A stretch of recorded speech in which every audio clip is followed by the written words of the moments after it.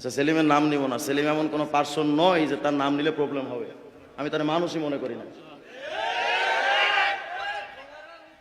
সেলিমকে আমি বারবার চ্যালেঞ্জ করেছি, আপনি বসেন আমার সাথে কথা। আমি এতটুকু বিশ্বাস করি, সেলিম যদি কোথাও আমাকে হঠাৎ দেখে হার্ট অ্যাটাক করে মারা যেতে পারে।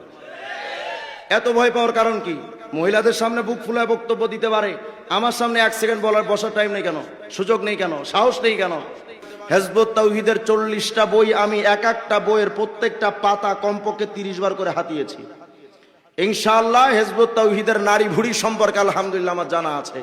এজন্য আমি সেলিমের সাথে বারবার চ্যালেঞ্জ করেছি, আপনি আমার সাথে বসেন। কোথায় বসবেন?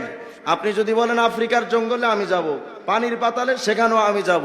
আপনি যদি বলেন যে না ভাই আমি এত দূরে যেতে পারবো না, তাহলে আপনি আপনার অফিসে আমাকে ইনভাইট করেন, আমাকে সুযোগ দেন। আপনার অফিসের অন্দরমহলে কাউকে নেব না, আমি একা যাব।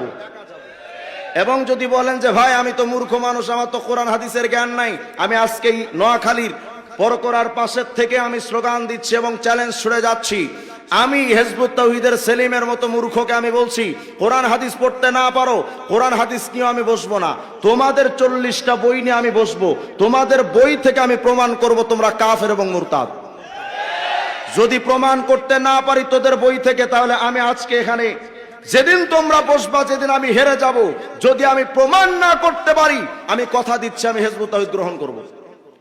আর যদি প্রমাণ দিতে পারি, তাহলে আমার দাবি হলো সব কিছু বাদ দিয়ে চলেন, আমরা রাসূলের পথ ধরি।